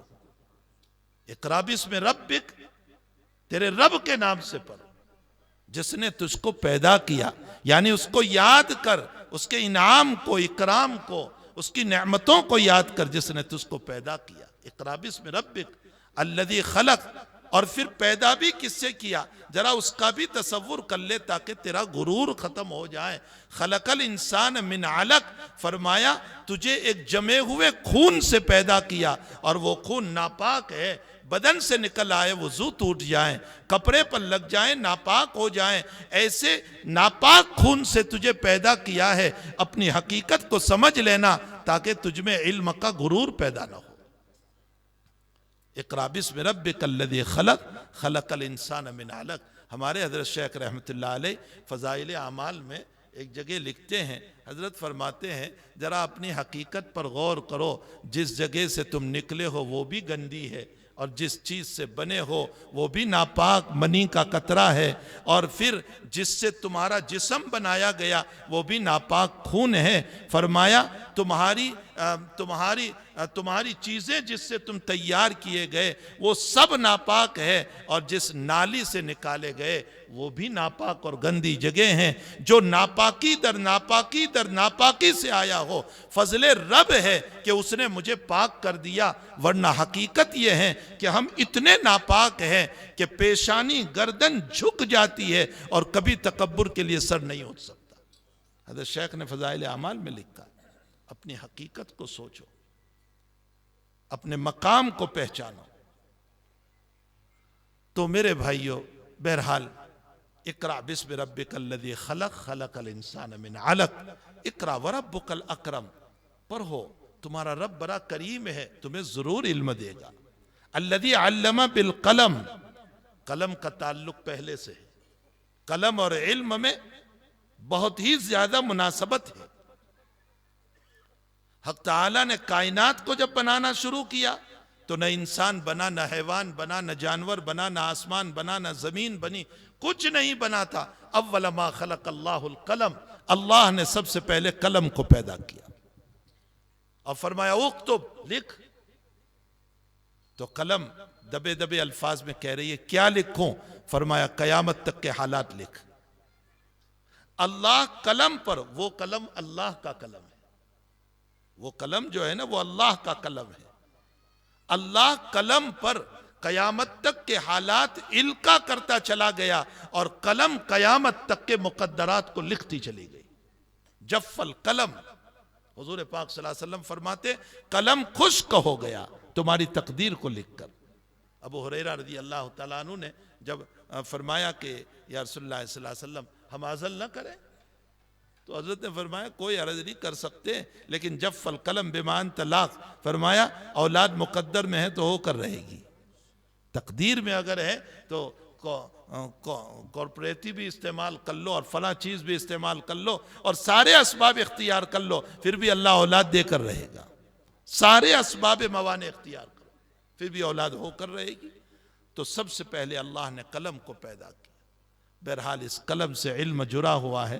شاید آج کل کے ماڈرن زمانے کا انسان کہے کہ نہیں اب تو کمپیوٹر والا علم آ گیا، قلم کہاں ہے؟ کمپیوٹر میں بھی روشنی کی ضرورت ہے، روشنائی کی ضرورت ہے، اس کے بغیر وہ بھی نہیں چلتا ہے۔ روشنائی تو ہر جگہ ضرورت ہے۔ تو قلم، الذی علم بالقلم، اور دوسری آیت میں فرمایا الرحمن علم القرآن، وہ رحمان جس نے قرآن سکھایا، علم القرآن، خلق الانسان، انسان کو پیدا کیا اور اس کو قرآن سکھایا، علمہ البیان، اس کو بولنے کا سلیقہ عطا کیا، ورنہ میں اور آپ ہم کیسے بول پاتے؟ علمہ البیان، جس نے بولنے کا سلیقہ عطا کیا، وہ ہیں رحمان، اس کے شکر گزار بندے بنو۔ تو میرے بھائیوں، یہ قرآن مقدس کی فضیلت ہے جو نبی اکرم صلی اللہ تعالیٰ علیہ وسلم پر 23 سال میں نازل کی گئی۔ ہمارے اس مدرسے میں اسی قرآن کی تعلیم دی جاتی ہے، اسی پیغمبر کی باتوں کی تعلیم دی جاتی ہے، اخلاق سکھائے جاتے، انسانیت سکھائی جاتی ہے، یہاں انسانیت سکھائی جاتی ہے۔ ہمارے حضرت تھانوی رحمۃ اللہ علیہ فرمایا کرتے تھے کہ بھئی جس کو انسان بننا ہو وہ میرے پاس آئے، اور جس کو صوفی بننا ہو وہ دوسرے بزرگوں کے پاس جائے۔ حضرت کے وہاں وظیفے بہت نہیں ملتے تھے، آج کل حال یہ ہے بیعت ہوئے فوراً کہتے حضرت کوئی وظیفہ، حضرت کوئی وظیفہ۔ ارے کوئی وظیفہ نہ پڑھو، لیکن گناہوں سے بچو، سب سے بڑا وظیفہ ہے۔ اگر اوابین نہیں پڑھی، اللہ نہیں پوچھے گا کہ تم نے کیوں نہیں پڑھی، لیکن بدظنی قائم کی ہے تو اللہ ضرور پوچھے گا کہ تم نے یہ گناہ کیوں کیا تھا۔ گناہ پر پوچھ ہوتی تو گناہ سے بچو۔ حضرت تھانوی کے وہاں مجاز تھا گناہوں سے بچانے کا۔ ہمارے حضرت مولانا صاحب رحمۃ اللہ علیہ نے جو 6 نمبر جس پر اس کام کی بنیاد رکھی، اب اس کو 6 صفات کہا جاتا ہے، بہرحال جس پر اس کام کی بنیاد رکھی تھی، اس میں ہر ایک کو الگ الگ رکھا۔ ایمان الگ ہے، اس کے ساتھ کوئی اور چیز نہیں، نماز الگ ہے، اس کے ساتھ کوئی چیز نہیں، اکرام مسلم الگ ہے، اس کے ساتھ کوئی چیز نہیں۔ لیکن جب علم کا مسئلہ آیا تو علم کو صرف بیان نہیں فرمایا، بلکہ علم کے ساتھ ذکر کو جوڑ دیا۔ کیوں جوڑا؟ اس کی وجہ یہ ہے کہ نرا علم تکبر پیدا کرتا ہے، ذکر کو لا کر کے بتایا علم کے ساتھ اہل اللہ کی صحبت اختیار کرنا، تاکہ علم کا ترفع اور شان پیدا نہ ہو بلکہ تواضعانہ زندگی رہے۔ نرا علم تکبر پہ لے جاتا ہے، اور نرا ذکر علم نہ ہو یہ بدعت پر لے جاتا ہے، ضلالت پر لے جاتا ہے، گمراہی پر لے جاتا ہے۔ اس لیے دونوں کا ربط ہے، علم بھی ہو ذکر بھی ہو، اہل اللہ کی صحبت بھی ہو اور علم بھی ہو، تبھی جا کر کے ہماری زندگی کا بیلنس رہتا ہے، ورنہ تو ہم پتری سے ہٹ جائیں گے۔ تو یہ عظیم المرتبت قرآن جو ہے وہ ان مدرسوں میں معصوم بچوں کو پڑھایا جاتا ہے۔ حق تعالیٰ جل شانہ اس مدرسے کو اور تمام مدارس کو دن دگنی رات چگنی ترقی عطا فرمائے۔ عزیزم ہمارے مولانا جاوید سلمہ سے مدرسے کے قوائف حالات تو آپ نے سن لیے کہ یہ مدرسہ کن حالات سے چل کر کے آہستہ آہستہ دوبارہ راستے پر آیا ہے۔ حق تعالیٰ جل شانہ یہ کبھی شیاطین، جو شیطان ہوتا ہے نا، مسلمان جو ہیں ایسا نہیں، مسلمان تو بہت اچھے ہوتے، بھولے بھالے ہوتے، لیکن ابلیس جو ہے نا، ابلیس کبھی کبھی ہمارے دلوں میں خیالات ڈال دیتا ہے، اور ان خیالوں کی وجہ سے ہم سے کوئی نہ کوئی جو ہے قصور ہو جاتا ہے، ورنہ مومن اور مسلمان بہت بھولے بھالے ہوتے۔ اور میری آپ سے گزارش ہے کہ ماشاءاللہ اس بستی میں بہت سارے مسلمان ہیں کثرت سے، اور اس کے ساتھ ساتھ مسلمانوں کو اللہ تعالیٰ نے دنیاوی اعتبار سے بھی اچھے بنائے ہیں، اور طاقت کے اعتبار سے بھی اور سیاست کے اعتبار سے بھی۔ اللہ کرے کہ کسی کی نظر نہ لگ جائیں، اللہ بری نظر سے آپ لوگوں کی حفاظت فرمائے۔ میری آپ سے بہت مؤدبانہ گزارش ہے، اتفاق سے رہو، اتحاد سے رہو، مل کر کے رہو، ایک دوسرے کو معاف کرنے والے بنو، درگزر کرنے والے بنو، دل بڑا رکھو، بڑا دل رکھو۔ خدا پاک کی قسم، میرے معاف کرنے سے میرا درجہ بلند ہوگا، بگڑنے والا کچھ نہیں۔ اپنے دل کو بڑا رکھو۔ لا تنازعوا فتفشلوا وتذهب ريحكم، اللہ قرآن میں کہتا ہے اختلاف کرو گے میں تمہاری طاقت ختم کر دوں گا، پھر ادنا درجے کا چپراسی بھی تمہیں ڈرائے گا۔ اختلاف نہ کرو، مل کر کے رہو، ایک دوسرے کے معاون بن کر کے رہو، ایک دوسرے کے ہوتا ہے رائے کا اختلاف ہوتا ہے، لیکن رائے کے اختلاف کو دل میں نہ لے جاؤ، اپنے دلوں میں جگہ نہ دو، بلکہ مل کر کے محبت کے ساتھ کام کرو۔ جس پارٹی سے، جس جماعت سے جو جوائنٹ ہو وہ اپنی جگہ ہے، لیکن ہم جب ملیں گے تو آپس میں محبت سے ملیں گے، ایک دوسرے کا ادب کریں گے۔ اس سے بڑھ کر ہمارے لیے دلیل کیا ہو سکتی ہے کہ زندگی کا آپ کا دشمن عبداللہ ابن ابی، جو منافقوں کا سردار، موت تک منافق رہا اور نبی کو ستانے میں کوئی کمی نہیں رکھی، آپ کی بیوی پر شدید ترین زنا کا الزام لگایا۔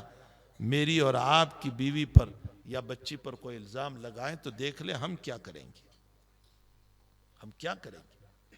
آپ کی بیوی پر جہاں نبوت بدنام ہونے والی، وہاں صرف حضور پاک صلی اللہ علیہ وسلم کی ذات بدنام نہیں، نبوت بدنام ہو رہی۔ پھر آپ کے خلاف ایک مسجد زرار بنائی جہاں آپ کے خلاف مشورے ہوں گے، میٹنگ ہال بنایا، کوئی کمی نہیں رکھی اس نے ستانے میں۔ لیکن موت کے موقع پر ان کا بیٹا جو پکے مسلمان ہے، نبی سے آ کر کہتے ہیں میرے ابا کی تمنا یہ تھی کہ آپ جنازے کی نماز پڑھائیں۔ حضور نے فرمایا جنازہ تیار ہو تو ضرور مجھے بتائیں، میں پڑھاؤں گا۔ آقا نے جنازے کی نماز پڑھائی، جگر تو لائے ایسا۔ اسی لیے میں نے ابھی پرسوں کے سفر میں ایک بات کہی تھی کہ جب ہمارا آتش انتقام جو ہے سلگ رہا ہو، انتقام کی آگ سلگ رہی ہو، اور بدلہ لینے کا جوش اور جذبات اندر سے امن رہے کہ کب موقع ملے مار دوں میں اس کو، کب موقع ملے ذلیل کر دوں، کب موقع ملے رسوا کر دوں، کب موقع ملے بدنام کر دوں۔ جذبات جوش مار رہے ہیں اور انتقام کی آگ سلگ رہی ہے اندر سے، اور قوت اور طاقت بھی ہے بدلہ لینے کی۔ ایسے موقع پر بھی کوئی شریعت کی لکیر کو پامال کر کے آگے نہ بڑھے، یہ سب سے بڑا مرد مجاہد مسلمان ہوگا، یہ سب سے بڑا ہوگا۔ شریعت سے آگے نہ بڑھے، معاف کر دے، درگزر کر دے۔ حضرت نے صرف نماز نہیں، حضرت عمر نے منع کیا، یا رسول اللہ نماز نہ پڑھائیے اس کی۔ حضرت نے مسکرا کر فرمایا پڑھا لینے دے، اگر میری نماز سے اس کی بخشش ہو سکتی ہے تو میں 70 مرتبہ اس کے لیے استغفار کروں گا۔ آپ پڑھیں حدیث شریف کو۔ اور اپنا ابا مبارک دیا اور کہا کہ اس کی کفن میں رکھ دو، اگر میرے ابا سے اس کی بخشش ہو سکتی۔ اور قبر میں رکھ دیا گیا تھا، اس کو نکلوایا اور اپنی ران پر اس کا سر رکھا اور اپنا لعاب مبارک اس کے منہ میں دیا۔ بخاری شریف کتاب الجنائز کی روایت ہے، اپنا لعاب مبارک دیا اور فرمایا میرے لعاب سے بھی اس کی بخشش ہو سکتی ہے تو میں دینے کے لیے تیار ہوں۔ لیکن حقیقت یہ ہے کہ تبرکات بعد الایمان کام آتے ہیں، بلا ایمان کے کام نہیں آتے۔ جب ایمان نہیں ہوتا ہے تو کعبۃ اللہ کے غلاف میں لپیٹ دو تو بھی کچھ نہیں ہوگا، اگر ایمان نہیں ہے تو۔ اور اگر ایمان ہے تو معمولی تبرک بھی اللہ کی نظر میں بہت بڑی چیز ہے۔ حضرت نے لعاب مبارک بھی دیا۔ آپ اپنے اس دشمن کے ساتھ کر رہے ہیں، ہمارے بھائی تو وہ دشمن نہیں ہے، ہمارے مسلمان تو وہ دشمن نہیں ہے کہ ہم انتقام اندر شریعت کو پامال کر دیں۔ مل کر رہیں، محبت سے رہیں، اتفاق کے ساتھ رہیں، اتحاد کے ساتھ رہیں، انشاءاللہ تعالی آپ کی طاقت اللہ کی نصرت کے ساتھ آگے بڑھے گی، اللہ آپ کی مدد فرمائیں گی۔ حق تعالی جل شانہ اگر آپ کے اوپر کوئی نظر اٹھائے گا، اللہ اس کی نظروں کو پھوڑ دے گا اگر تمہارا اتفاق ہوگا۔ ہمارا اتفاق اور اتحاد ہونا چاہیے اور مدارس کا تعاون ہو۔ یہ جن لوگوں کے ابھی نام لیے مجھے نہیں معلوم، بہت سارے لوگوں کے مولانا نے نام لیے، اللہ ان سب کو جزائے خیر عطا فرمائے، بہترین بدلہ عطا فرمائے۔ بھائی یہ جو کچھ آپ نے دیا ہے وہ بینک آف آخرت میں جمع ہو گیا۔ نبی علیہ السلام نے فرمایا اپنا کیا ہے؟ پھر آپ نے ارشاد فرمایا جو کھایا وہ ختم، جو پیا وہ ختم، جو پہنا وہ پرانا ہو گیا، اور جو چھوڑا وہ تمہارے وارثوں کا ہے، تمہارا نہیں۔ تمہارا کیا ہے؟ تم نے اپنی حیاتی میں جو اللہ کو دے دیا، وہ صفائی کی لائن سے دیا ہو، وہ کھلانے کی لائن سے دیا ہو، وہ اور تعاون کی شکل میں دیا ہو، وہ پیسوں کی شکل میں دیا ہو، وہ ہدیوں کی شکل میں دیا ہو، وہ بید اور پلنگ کی شکل میں دیا ہو، وہ چٹائی اور کپڑوں کی شکل میں دیا ہو، کسی اللہ کے نبی کے مہمان کا ستر ڈھانپ دیا، اللہ جنت میں ہمارا ستر ڈھانپے گا، بہترین کپڑے عطا فرمائے۔ جس نے نبی کے مہمانوں کو کھانا کھلایا، اللہ جنت میں اس کو بہترین کھانا عطا کرے گا۔ لیکن ایک مسئلہ جو میں نے کسی اور دارالعلوم میں بہت بڑے لوگوں کے سامنے بہت لذاذت کے ساتھ کہا، ہر صدقے کی دیگ مدرسے کو نہ دیا کرے، ذرا للہ بھی دیا کرے۔ ہر صدقے کی دیگ کے لیے مدرسہ نہیں رکھا ہے، کچھ للہ بھی دیا کرے، اس لیے کہ یہ میرے اور آپ کے مہمان نہیں ہے، یہ اس مقدس نبی کے مہمان ہے جس کے ہم نام لیوا ہیں۔ میرا ادنا درجے کا مہمان میرے گھر پہ آتا ہے، میں شاندار کھانے کھلاتا ہوں، اور میرے نبی کے مہمانوں کو میں صدقے کی دیگیں بھیجوں گا؟ ایسا نہ کرے، اپنے للہ رقم سے ان کو کپڑے پہنائے۔ اگرچہ جائز سب کچھ ہے، زکوٰۃ بھی جائز ہے، صدقہ بھی جائز ہے، سب کچھ جائز ہے، لیکن ہمیں چاہیے کہ صدقہ اور زکوٰۃ کے لیے بہت بیوہ پڑی ہوئی ہے، بہت غریب ہیں، بہت یتیم ہیں، آپ ان کو دے دیا کریں، اور نبی کے مہمانوں کو اپنی گھاری کمائی سے کھلائیں۔ اگر ہماری گھاری کمائی ہوگی تو انشاءاللہ تعالی پھر ہماری اس للہ رقم پر اللہ اس زمانے میں بھی اشرف علی تھانوی یہیں سے پیدا کرے گا، حسین احمد مدنی یہیں سے پیدا ہوگا، رشید احمد گنگوہی یہیں سے پیدا ہوگا۔ وہ آسمانوں سے نہیں آئے تھے، وہ انہی مدرسوں سے پڑھ کر کے آئے تھے۔ اللہ ہمارے ان مدرسوں سے بھی پیدا کرے گا۔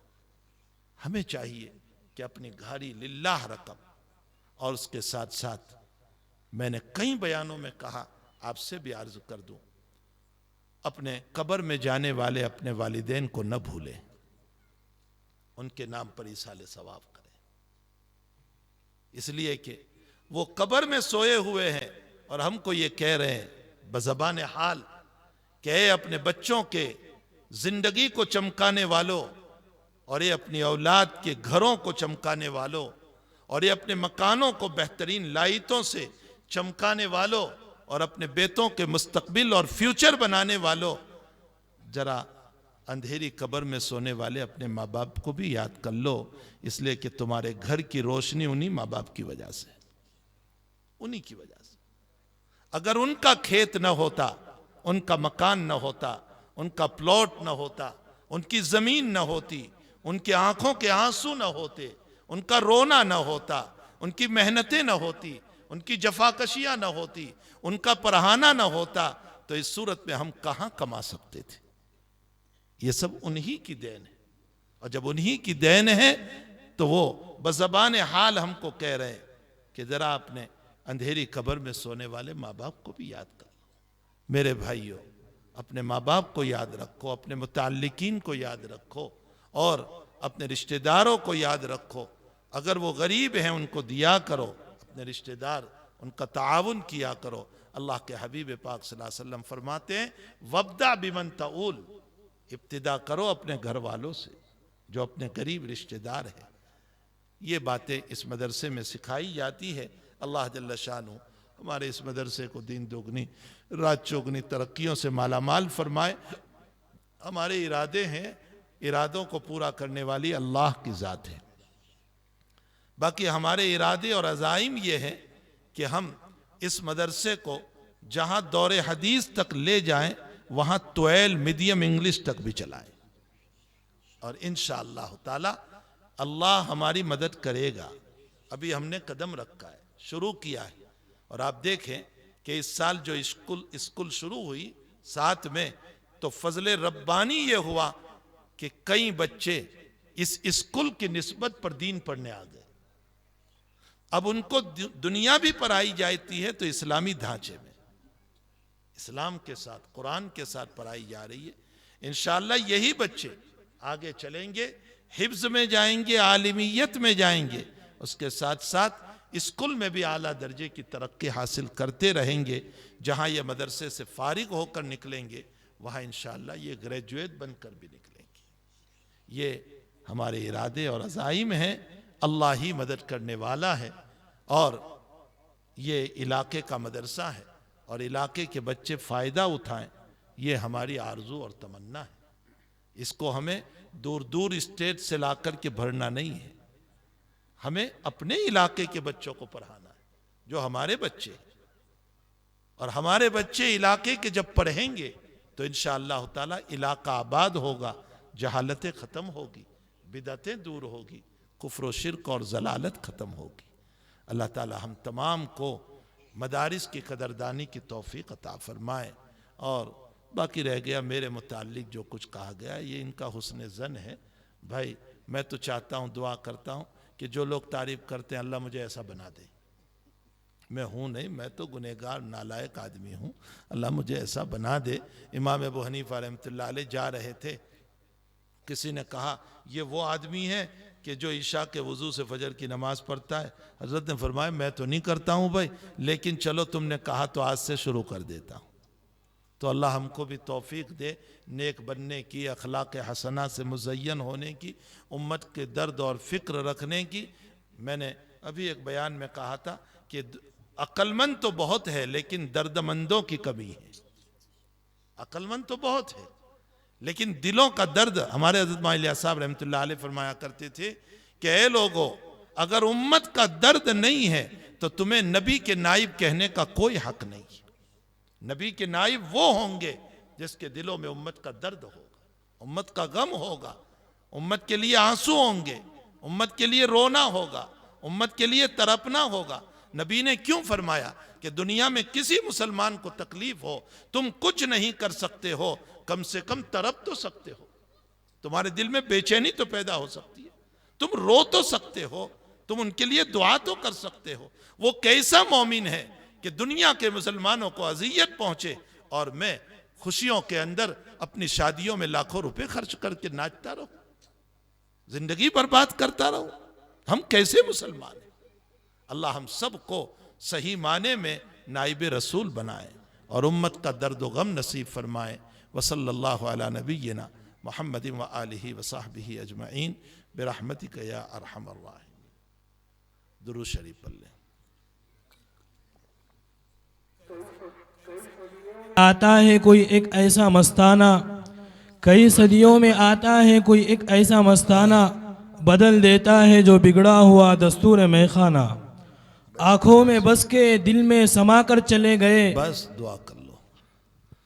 بسم اللہ الرحمن الرحیم. سبحان اللہ و بحمدہ سبحان اللہ العظیم. سبحان اللہ و بحمدہ سبحان اللہ العظیم. سبحان اللہ و بحمدہ عدد خلقہ و رضا نفسہ و زنت عرشہ و مداد کلماتہ. اللہم صلی علی سیدنا حبیبنا و شفیعنا و سندنا مولانا محمد و بارک وسلم. اللہم صلی علی سیدنا حبیبنا و شفیعنا و سندنا مولانا محمد و بارک وسلم. اے اللہ ہمارے گناہوں کو معاف فرما. اللہ ہمارے قصوروں سے درگزر فرما. اللہ ہمیں سچی توبہ نصیب فرما. توبہ پہ استقامت عطا فرما. اللہ ہم بار بار توبہ کر کے توبہ توڑ دیتے ہیں. اے اللہ ہمیں توبہ پہ استقامت نصیب فرما. اے الہ العالمین ہمارے جلوتوں کو بھی معاف فرما, ہماری خلوتوں کو بھی معاف فرما, ہمارے دنوں کو بھی معاف فرما, ہماری راتوں کو بھی معاف فرما, ہماری اجتماعیت کو بھی معاف فرما, ہماری انفرادیت کو بھی معاف فرما. اے اللہ ہمارے ظاہر کو بھی معاف فرما, ہمارے باطن کو بھی معاف فرما. اے اللہ ہمیں تائبین میں سے بنا, عابدین میں سے بنا, زاہدین میں سے بنا, متقین میں سے بنا, مصلیین میں سے بنا. اے اللہ محبوبین میں سے بنا.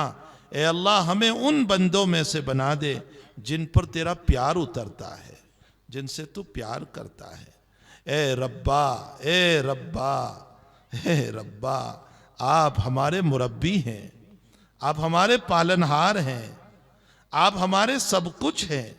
اللہ اگرچہ ہم گندے ہیں لیکن پھر بھی تیرے بندے تو ہیں. آپ اپنے گندے بندوں کو معاف کر دیجئے. اے اللہ بچہ جب گندا ہو جاتا ہے ماں پھینک نہیں دیتی, صاف کر کے سینے سے لگا لیتی ہے. اللہ ہم بھی گندے ہیں, آپ ہماری توبہ کے نتیجے میں رحمت کے پانی سے صاف کر کے آپ اپنی رحمت کی آگوش میں لے لیجئے. آپ اپنی رحمت کی آگوش میں لے لیجئے.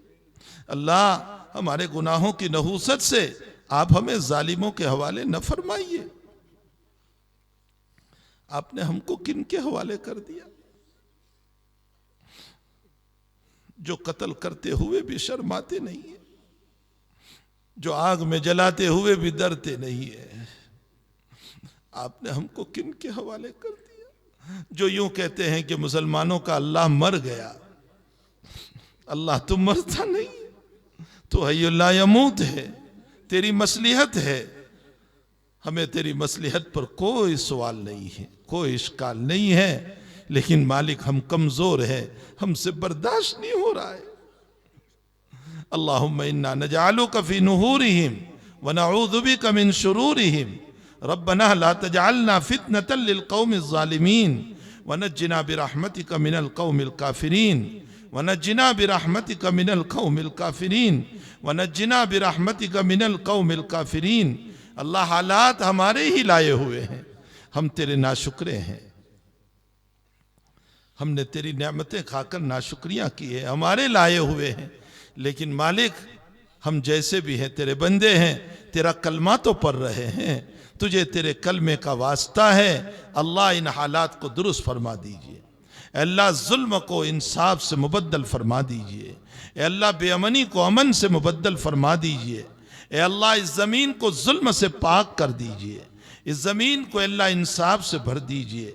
اللہ مسلمانوں کے آبرو عزت کی حفاظت فرما، کاروبار کی حفاظت فرما، مکانوں کی حفاظت فرما، جائیداد کی حفاظت فرما، اے اللہ عورت اور مردوں کی حفاظت فرما، بیوی اور بچوں کی حفاظت فرما، سب کی کھیتی اور باری کی حفاظت فرما، سب کے باغات کی حفاظت فرما، اے اللہ سب کے جان اور مال کی حفاظت فرما، اے اللہ جو بیمار ہیں سب کو شفا عطا فرما، جو مرحوم ہو چکے ہیں سب کی قبروں کو نور سے منور فرما، اے اللہ جو مہلک بیماریوں میں ہیں اے اللہ انہیں صحت اور عافیت عطا فرما، اللہ مہلک بیماریوں سے ہماری بھی حفاظت فرما، کینسر سے حفاظت فرما، برین ہیمریج سے حفاظت فرما، فالج سے حفاظت فرما، محتاج بننے والی بیماریوں سے حفاظت فرما، اے الہ العالمین مدارس کی حفاظت فرما، مکاتب کی حفاظت فرما، خانقاہوں کی حفاظت فرما، مرکزوں کی حفاظت فرما، دعوت و تبلیغ کی حفاظت فرما، اے اللہ ایک دوسرے کے ساتھ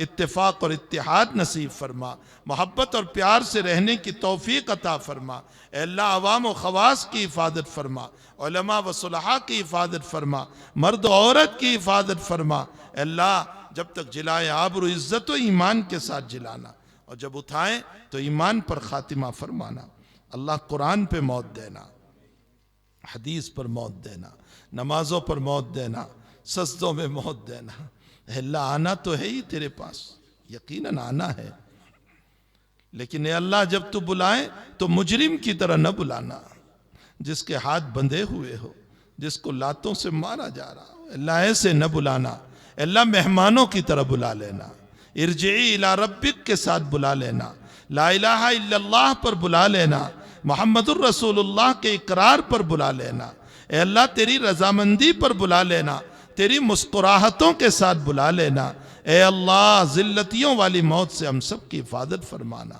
ذلتیوں والی موت سے ہم سب کی حفاظت فرمانا، اے اللہ اس مدرسے کو بہت ترقی عطا فرما، ہمارے عزائم کو فضل سے پورا فرما، اے اللہ اس میں پڑھنے پڑھانے والوں کو قبول فرما، اخلاص عطا فرما، للہیت عطا فرما، اے اللہ اس کی مدد کرنے والوں کو آخرت میں بہترین بدلہ عطا فرما، اس کو محبت کی نظر سے دیکھنے والوں کو بہترین بدلہ عطا فرما، اے اللہ اس کا تعاون کرنے والے، اس کے لیے دوڑنے والے، اے اللہ اس کو ہر طرح سے حفاظت کرنے والے سب کو جزائے خیر عطا فرما، اے اللہ ان کی دنیا بھی بہتر بنا، ان کی آخرت بھی بہتر بنا، اے اللہ ان کی دنیا بھی بہتر بنا، ان کی آخرت بھی بہتر بنا، اے اللہ جو مانگا اپنے فضل سے عطا فرما، اے اللہ اتنا بڑا مجمع تیرے نام پر آیا ہوا ہے، اللہ تو دیکھ لے اتنا بڑا مجمع جس میں علماء ہے، صلاحہ ہے، دین کے دائی ہے، اے اللہ سفید داڑھی والے ہیں، برہے ہیں، ضعیف ہیں، کمزور ہیں، جوان ہیں، عورتیں ہیں، معصوم بچے ہیں، اے اللہ نہ معلوم کس کی آمین تجھے مقبول ہوگی، ان کی آمینوں کے ساتھ ہماری آمینوں کو قبول فرما لے، اے اللہ چھوٹا جب بڑوں کے دربار میں جاتا ہے تو ہدیہ لے کر جاتا ہے، تیرا دربار تو بہت بڑا ہے، ہم تیرے دربار میں کیا ہدیہ پیش کریں، ہم تو خود ہی محتاج ہیں، اے اللہ نبی کے احد میں بہنے والے مقدس خون کو پیش کرتے ہیں، اللہ ہمارے بیٹھنے کو آج کا قبول فرما لے، اے اللہ حمزہ کی شہادت پیش کرتے ہیں، ہماری آج کی اس جلسے کو قبول فرما لے، اے اللہ سید الشہداء حضرت حمزہ کی ناز کو پیش کرتے ہیں، اللہ ہماری نشست کو قبول فرما لے، اے اللہ حضرت حسین کی شہادت کو پیش کرتے ہیں، ہمارے آج کے ملنے کو قبول فرما لے اور ہماری دعاؤں کو اپنا فضل کرم فرما کر اپنے دربار میں قبول فرما لے، آمین یا رب العالمین، وصلی اللہ علی النبی الکریم برحمتک یا ارحم۔ چوکو اسٹار اعلیٰ کوالٹی کے عمدہ لذیذ چاکلیٹس علماء حفاظ اور تجارت کرنے والوں کے لیے بہترین موقع، چوکو اسٹار اورنگ آباد، مزید تفصیلات کے لیے ابھی کال کریں۔ مدارس اور مکاتب والوں کے لیے خوشخبری، مفتی عربین ڈریس، عربی جبہ، شایا، توب اور صدری، حافظ عالم فاضل مفتی بن کر فارغ ہونے والوں اور مکتب کے بچوں کے لیے ایک نیا تحفہ، سالانہ پروگرام میں انعامات دینے کے لیے ایک انوکھی چیز، انڈیا میں کہیں بھی حاصل کرنے کے لیے ابھی کال کریں۔ مفتی عربین ڈریس، ابراہیم پورہ، بھوپال، انڈیا۔ تحفظ میڈیا کی لاجواب کوشش، نیکسٹ میسج اب نئے انداز میں، جہاں آپ دیکھ سکیں گے ایمان و عقیدے کو مضبوط کرنے والے دلچسپ کارٹونز کا ایک نیا سلسلہ۔ ہم لے چلیں گے آپ کو کارٹونز کی ایک خوبصورت دنیا میں، کفریہ اور شرکیہ کارٹونز سے اب और भी दिलचस्प और मजेदार सिलसिले, हम रात खूबसूरत नज़्में, दिलचस्प वाक़यात, दुआएं और बहुत कुछ सिर्फ किड्स मैसेज पर। जल्दी करें और अभी सब्सक्राइब करें और